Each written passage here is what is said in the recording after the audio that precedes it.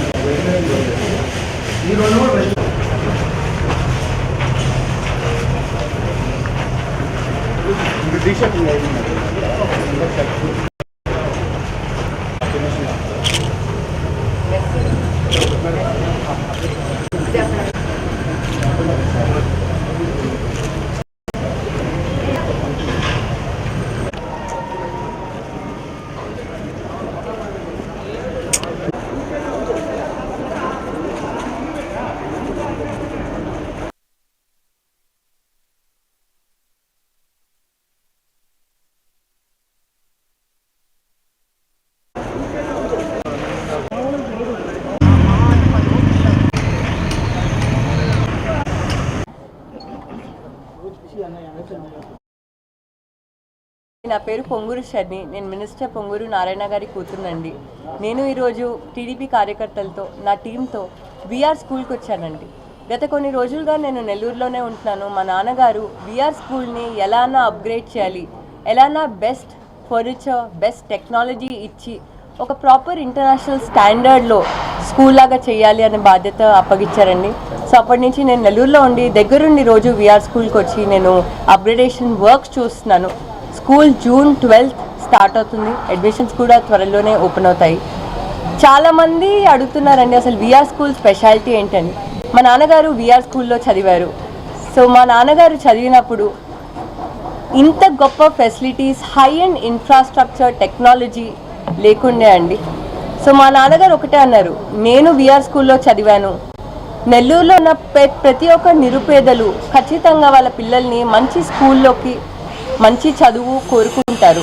So అలాంటిది నేను ఒక విఆర్ స్కూల్ని ఒక రోల్ మోడల్గానే తీసుకొని ఆంధ్రప్రదేశ్లోనే ఒక బెస్ట్ స్కూల్, ఇండియాలోనే ఒక బెస్ట్ స్కూల్గా చేస్తే నిరుపేదలకు కూడా, నిరుపేదల బిడ్డలకు కూడా మంచి విద్య దొరుకుతుంది అని గొప్ప సంకల్పంతో ఉన్నారండి. అందుకే నాకు రెస్పాన్సిబిలిటీ అప్పచెప్పారు.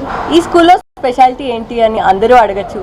ఈ స్కూల్లో ఎంతో హై అండ్ టెక్నాలజీ యూజ్ చేసి హై అండ్ ఇన్ఫ్రాస్ట్రక్చర్తో మేము రూమ్స్ డిజైన్ చేస్తున్నామండి. ఫర్ ఎగ్జాంపుల్ రోబోటిక్స్ రూమ్ ఉంది, కంప్యూటర్ ప్లస్ రోబోటిక్స్ రూమ్ ఉందండి, కంప్యూటర్ ల్యాబ్. అండ్ అదేవిధంగా రోబోటిక్స్ అనే ఒక టెక్నాలజీ వల్ల coding and number of experiential learning పిల్లలు నేర్చుకోవచ్చు. అదేవిధంగా డాన్స్ రూమ్ ఉంది, అదేవిధంగా మ్యూజిక్ రూమ్ ఉంది, ఆర్ట్స్ రూమ్ ఉంది.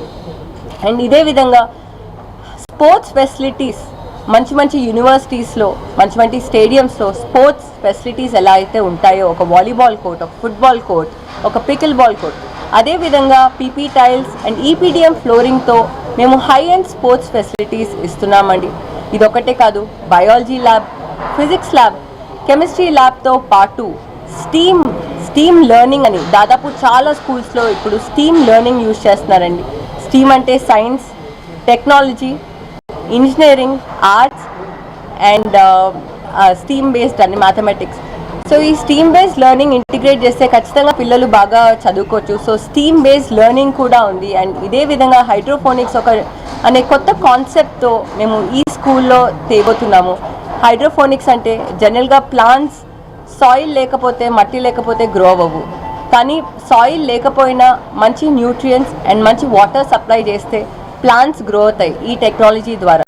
సో ఈ టెక్నాలజీ ద్వారా ప్రైమరీ పిల్లల నుంచి హై స్కూల్ పిల్లల వరకు ఇది ఒక ఎన్వైర్న్మెంట్ యాక్టివిటీగా కూడా ఉంటుంది అండ్ స్టెమ్ కూడా ఇంటిగ్రేటెడ్ ఉంటుందండి. సో హైడ్రోఫోనిక్స్ కూడా ఈ స్కూల్లో ఉంటుంది.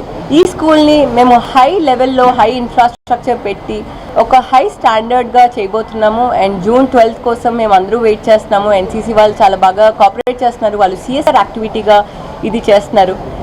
నేను స్పెషల్ రెస్పాన్సిబిలిటీ తీసుకున్నాను, ఎందుకంటే మా నాన్నగారు P4 ద్వారా, చంద్రబాబు నాయుడు గారు P4 అనే ఇనిషియేటివ్ రిలీజ్ చేశారండి. సో దాని ద్వారా నేను 20 ఫ్యామిలీస్ని ఈ స్కూల్లో అడాప్ట్ చేసుకున్నాను. సో నాకు ఒక స్పెషల్ రెస్పాన్సిబిలిటీ ఉంది. అండ్ ఖచ్చితంగా ఇది ఇండియాలో one of the best schools అవుతుంది. అండ్ అదేవిధంగా ఆంధ్రప్రదేశ్లోనే ఇది ఒక రోల్ మోడల్ స్కూల్గా అవుతుంది. సో అందరం వెయిట్ చేస్తున్నాం. అండ్ ఈరోజు నేను ఇక్కడికి టీడీపీ కార్యకర్తలతో ఇంకా నా టీంతో వచ్చాను. చాలా సంతోషంగా ఉంది. Thank you. మరెన్నో వీడియోల కోసం మా ఛానల్ ని సబ్స్క్రైబ్ చేసుకుని పక్కనే ఉన్న బెల్ ఐకాన్ ని క్లిక్ చేసి యాక్టివేట్ చేసుకోండి.